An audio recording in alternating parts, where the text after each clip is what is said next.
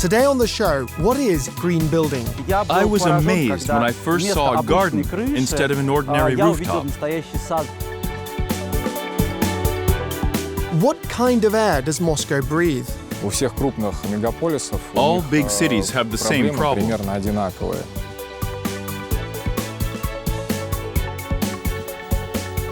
Light bulbs that replace the sunlight. I have very warm feelings for the lights here. Hey everybody, this is the program Capital Ideas Life. I'm Mike Gibson, and at this moment I'm in a very unusual, special place. This is a real roof garden.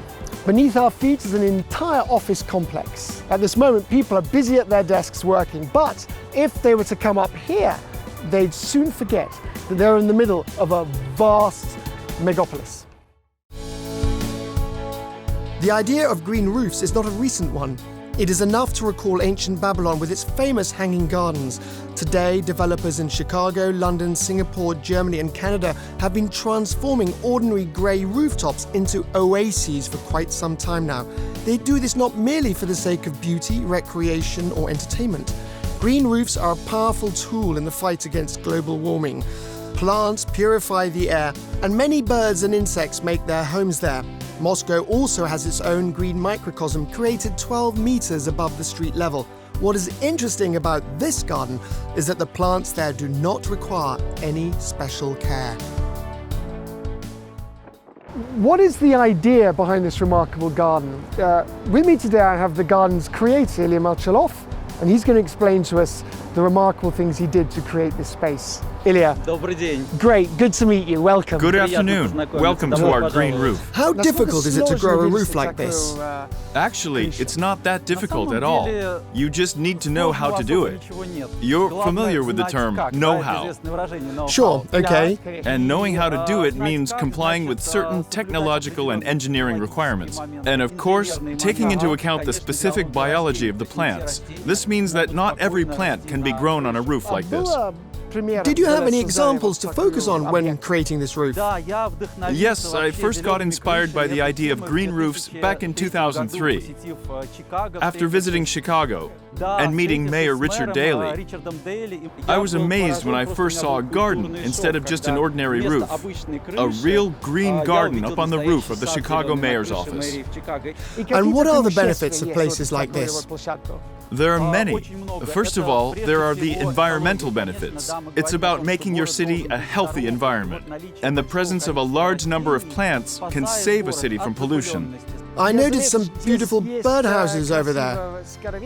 Are they real or just decoration? At first, we used them purely as decorations. But the following year, after we'd put them up, we were surprised to see birds, like tits and sparrows, coming to live in them in the spring. But then they flew away, because people come here often and they were disturbing the birds.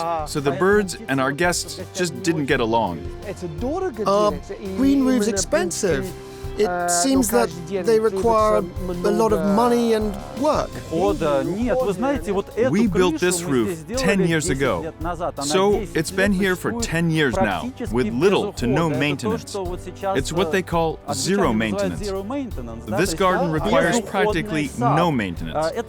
This is the simplest and generally the cheapest roof that can be made.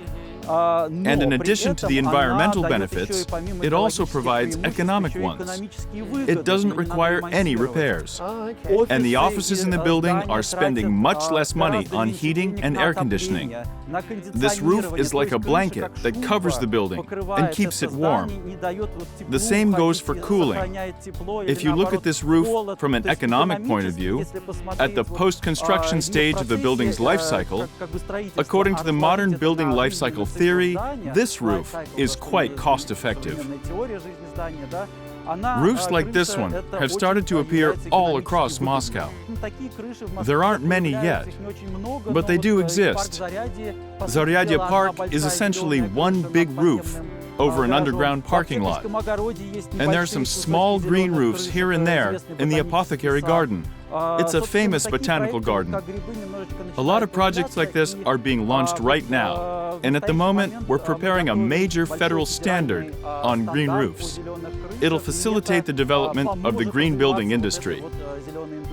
Thank you very much, Ilya. I've learned a lot today. Thank you. And I really like it here. I don't even want to go back home. You're always welcome here.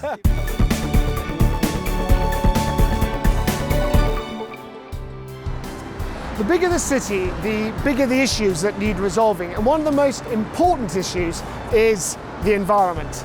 I found out on the internet information that recently in Moscow they've planted thousands of new trees as well as thousands of shrubs and bushes. You can see these right here on the new Arbat. And only but recently, Moscow was a very different city.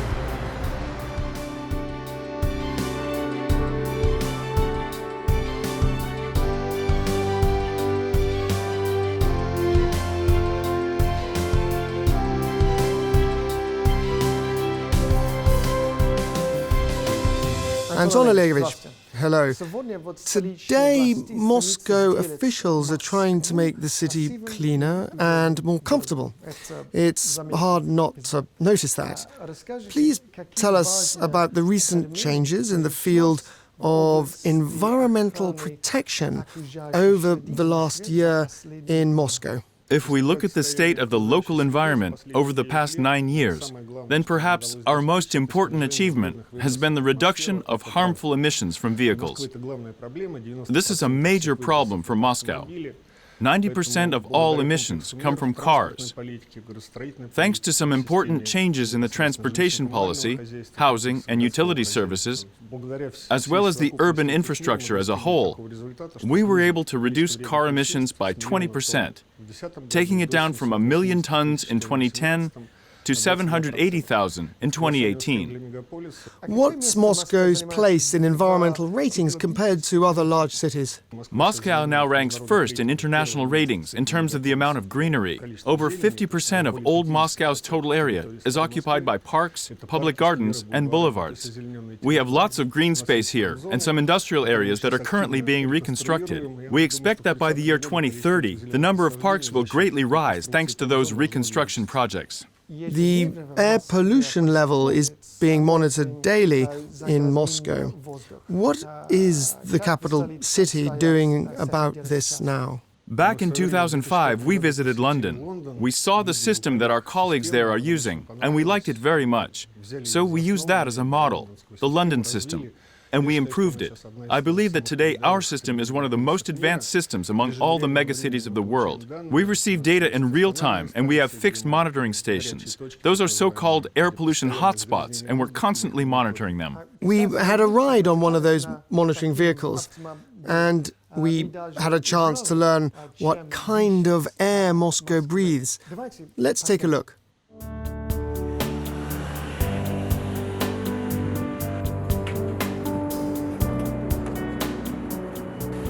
Every day, the mobile lab of Moscow Eco Monitoring travels to different addresses around Moscow. The team measures the parameters of the air according to a monitoring schedule or upon requests from local residents. There are multiple air intakes on the roof of the car.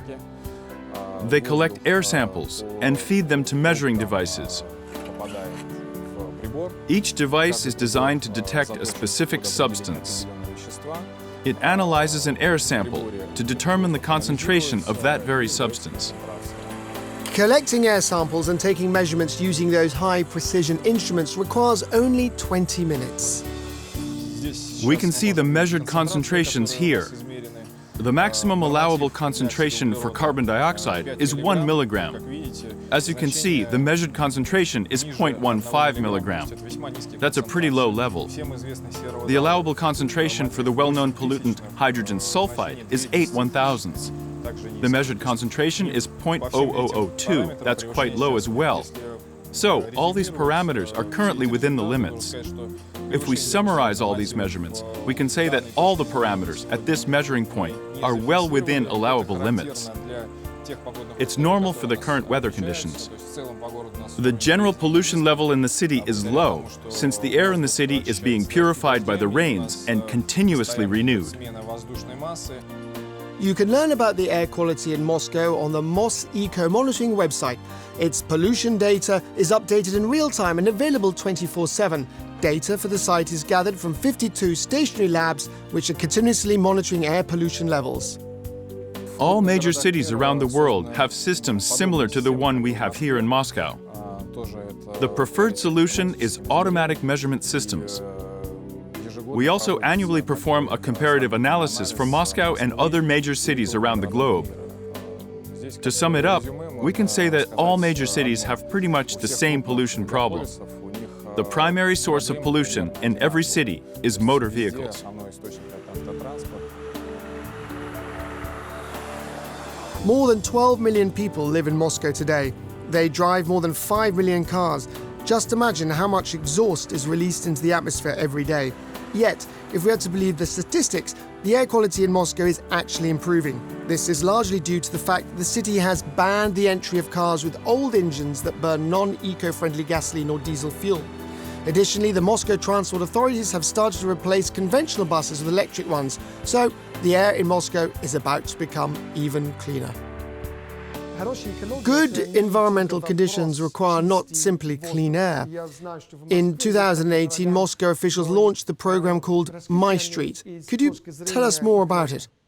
The My Street program is aimed at creating new public spaces and getting the city center into better shape in accordance with the latest standards. This includes improvement of the urban landscape. The center of the city is currently in the final stage of this program. The program has improved the overall quality of the urban environment by increasing the number of green spaces, improving building facades, hiding overhead power lines in sewage conduits, and taking down street ads. The facades of historical buildings have been restored. The outdoor lighting has been completely rethought. The stormwater system has been improved. Finally, we can see the results. And what is the public opinion about the city's environment? Moscow's residents are truly environmentally savvy. If we look at the number of inquiries back in 2010, when I was the head of the department, we were processing 2,000 to 3,000 inquiries from residents every year. By the end of 2018, we had processed more than 5,000 inquiries. Not all of them are cries for help. Many people send us their suggestions. Some people write to us to complain about trees being chopped down in their neighborhood or about a bad smell. But others send us their suggestions. We regularly hold various events aimed at raising public environmental awareness. We try to reach out to people of all ages, from school children to the elderly. Moscow's construction industry is becoming greener as well. For example, the Green Office project has recently started here. What was the goal of that project? It was about involving the construction industry in the process of improving the environmental conditions in Moscow and getting developers and construction companies to adopt green standards. Green standards cover almost every stage of the construction process, from layout planning to design and architectural solutions. They're also about choosing the right building materials and choosing the right design solutions. Many members of Moscow's business community took an active part in the Green Office project. They held presentations to show their improved offices or shared about other things they are doing in terms of social responsibility and taking care of our common future. I think that here in Moscow, public image is very important for every business.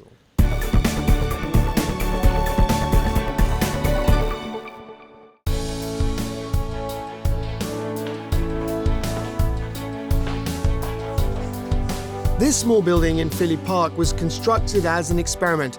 Its shape resembles a snail. It is made of eco-friendly materials both inside and outside, and its heating and cooling systems function without any external power sources. We're entering the heart of the building, its heating station. All the heat for the building is generated right here. The building has no connection to the municipal heat supply network. It's equipped with a heat pump system that draws heat up from the ground. There are 2 geothermal wells under the building. It also makes use of the surrounding air. There are also devices here for using heat from the air for room heating, air conditioning, and making hot water. Additionally, the building is equipped with an innovative ventilation system with heat recovery. There are devices like this installed all over the building. They pump exhaust air out of the room and drive it outside via special tubes. They also collect supplied air from outside and feed it into the room through an external channel. The eco-friendly technology has been time-tested. This building is fully functional. It houses the Green Office Club and Laboratory, which brings together more than 500 Moscow companies that care about the environment. In today's world, it's truly a necessity, because the younger generation of employees now chooses to work in companies that are environmentally friendly and socially responsible. They realize that their company has other global responsibilities and is not merely focused on generating profits.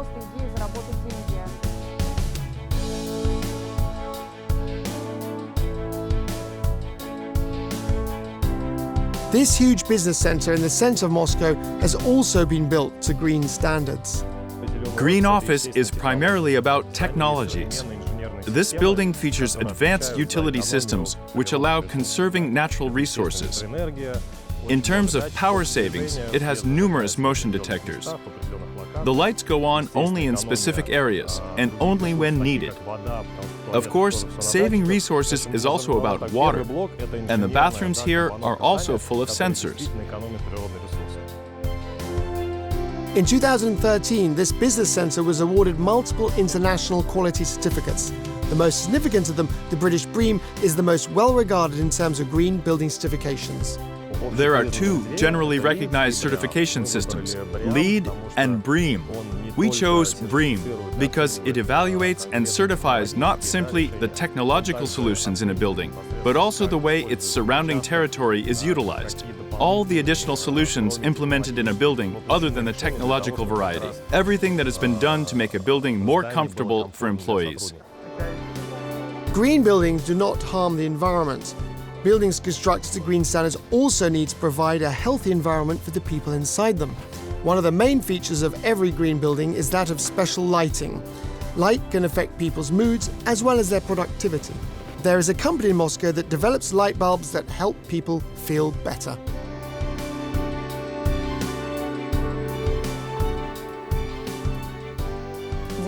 On March 19th of this year, I walked into this room, which was to be my home for the next 4 months.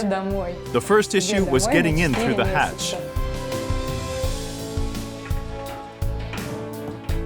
It took me a little while to learn how to get inside without banging my head against the wall every now and then, and without hurting my knees. Stefania is one of the 6 crew members of the Sirius 19 project aimed at simulating a flight to the moon. The crew spent 120 days in these cabins, completely isolated from the outside world and without any natural light. I have very warm feelings for the lights here. You can adjust them depending on your current task at hand. Whether you want to lie down and have a rest, or you need to do some work, maybe you're working on your laptop, or you need to read something. My lighting preferences change depending on tons of different things. The light bulbs installed in this spacecraft simulator are capable of controlling human biorhythms. It's almost like having a miniature artificial sun. Human health greatly depends on the current spectrum of sunlight. Light from the sun stimulates various organs of the human body, and they more easily respond to changes in the spectrum of sunlight than they do to the alarm clocks that we all use for waking up on time. This place also has an alarm clock, but it's light-based. Smart lighting systems take into account not only the time of day, but also human biorhythms. And based on that data, they choose the optimum levels of brightness and temperature of light to make a person feel comfortable in any room.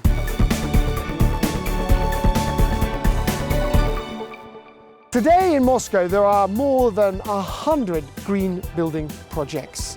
This movement is developing thanks to the enthusiasm of a dedicated group of environmental professionals. And one of them I'd like you to meet right now. Guy, good to meet you. Michael, pleased to meet you. Welcome to the program. Thank you. Guy Eames divides his time between Moscow and Europe, doing what he can to connect the two worlds. Born in London, he jokingly calls himself a Russified Englishman because he is fluent in Russian. Guy regularly promotes environmental responsibility in all the projects he is involved in. That includes green building standards. Over the years, he has achieved considerable success in this field. Today, Guy Eames is an international advisor on sustainable development policy for the Moscow Department of Natural Resources, a resident of the Skulkovo Innovation Center, and member of its investment committee, as well as an advisor to many construction companies. Guy moderates sessions at major international conferences such as the Moscow Urban Forum, Climate Forum, and Forum 100. He's also responsible for selecting expert speakers for those events. So, Guy, when green building was first proposed in Moscow, what was the reaction?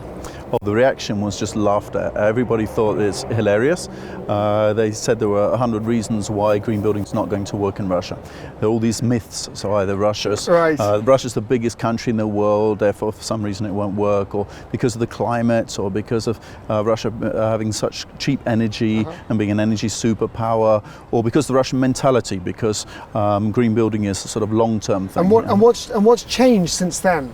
Oh, so much has changed. In that last 10 years, we now have over 200 projects across Russia, a lot of them here in Moscow, and really a whole industry has developed here. Right. And is it predominantly for offices, or also flats and homes being built in this? Well, basically any building where people either spend their time can be a green building. Generally, people think about green buildings as being offices, commercial buildings, because that's so important for employers to offer their employees a productive working space. It can increase their productivity, it increases their even the profit margins of companies. It has a huge impact. But of course, green buildings can be also apartment blocks, residential buildings. And tell me, what about old buildings? If a building's already been constructed, can it be converted sort of post factum to comply with these green building standards? Here in Moscow, we're also looking at historic buildings and how we can reduce the impact. First of all, office buildings which are already built are certifying, and they're looking at ways to reduce their carbon footprint. But then even historical buildings like Tsaritsina, they're also looking at ways to reduce their energy use, reduce the waste that comes out of the buildings, make them a more pleasant and comfortable place for people to be. So what particular projects are you involved with now? Well, at the moment, health in buildings and productive offices are really a hot topic. We've been working with the Moscow city government on that one. There are over 300 companies who've taken part in a competition in the city. They're all looking at greening their buildings. There's some real pioneers out there, companies who are making outstanding green offices. So that's one direction. We're also adapting standards, international standards. And then Moscow itself, do you feel it's a city with a great sort of green building future? It is, and now the city authorities are also a bit behind this idea of innovation and greener offices, greener buildings. You've probably seen the program, the state program they have for wider pavements, planting 1 million trees, new amazing parks and things. So it's all part of this, right. And I feel very pleased to be a part of that new industry. No, it's great. Wonderful. Thank you very much. It's been extremely interesting. Good. So, short and sweet, yeah. Yeah.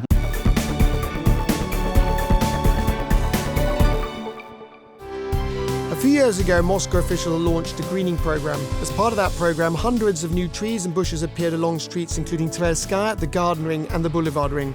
As well, Moscow has over 60 parks which are called the green lungs of the city. The oldest of them is the Botanical Garden of Moscow State University, located on Prospect Mira, which stands for the Avenue of Peace. This is the oldest garden in Moscow. It's 313 years old. It was founded by Peter the Great in 1706. Back in those days, it was called the Apothecary Garden, as it was used to grow medicinal plants.